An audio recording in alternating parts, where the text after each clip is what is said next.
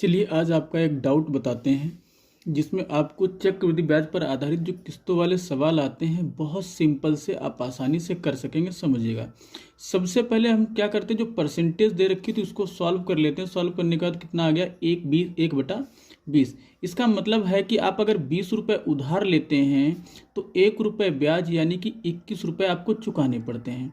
ये हमारा पहली साल का मसला हो गया। ठीक है, अगर आप दूसरी साल में आते हैं, आप जानते हो चक्रवृद्धि ब्याज का मतलब होता है पावर, यानी दूसरी साल में पावर 2 हो जाएगा तो 20 का वर्ग कितना हो जाएगा, आपको सर 400, और 21 का वर्ग कितना हो जाएगा, आपको सर 441।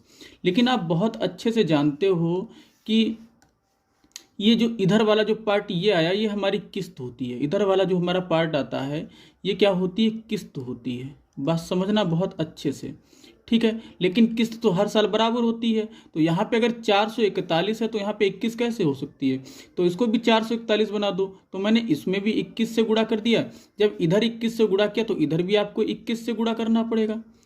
बात क्लियर है। अब एक चीज जरा और नोटिस करिएगा कि ये वाला जो धन आपके पास है यहाँ से लेकर के ये पूरा का पूरा धन ये आपने उधार लिया है धन, ये जो भी धन आपका निकल के आया 400 रुपये, ऊपर से अगर देखेंगे तो 21 दूना 42 यानी कि 420 रुपये ये, और प्लस 400, इसका मतलब आपने 820 रुपये लिया, आपने 820 रुपये लिया है। और इसका मतलब हो गया 441 की अगर एक किस्तें हैं तो 441 की दो किस्त यानी कि 882 रुपये आपने चुकाया। बात समझना मेरी, आपने चुकाया, और ये हमारी किस्त होती है 441। अब बस सवाल की तरफ देखिए, दे क्या रखा है, मैंने देखा 30,000 रुपये की धनराशि यानी कि मैंने उधार लिया हुआ अमाउंट हमको दे रखा है 30,000 रुपये। और यहाँ क्वेश्चन के अकॉर्डिंगली अगर मैं देखूँ तो मेरा धन कितना लिया हुआ था 820, यानी कि 820 की वैल्यू हमको दे रखी है। कितनी दे रखी है, आपको कि सर 30,000, 820 की वैल्यू 30,000 हमको दे रखी है। और हमसे किस्त पूछी गई, किस्त कितनी है, आप कहोगे सर 441।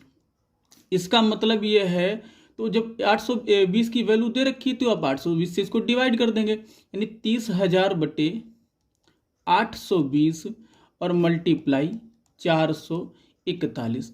अब आप इसको सॉल्व अगर करेंगे तो आप देख रहे होंगे, आप इसको काटिए, शुरू करिए काटना, 0 से 0 कट जाएगा, और 2 चौके 8, 2 एकम 2, 2 से ये कट जाएगा 15, 100 बार कट जाएगा।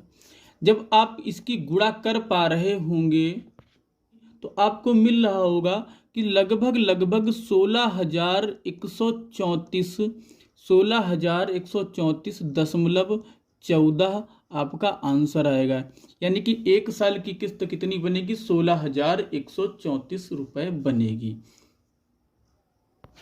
अगर आपको ये सलूशन समझ में आया है तो लाइक जरूर कर दीजिएगा।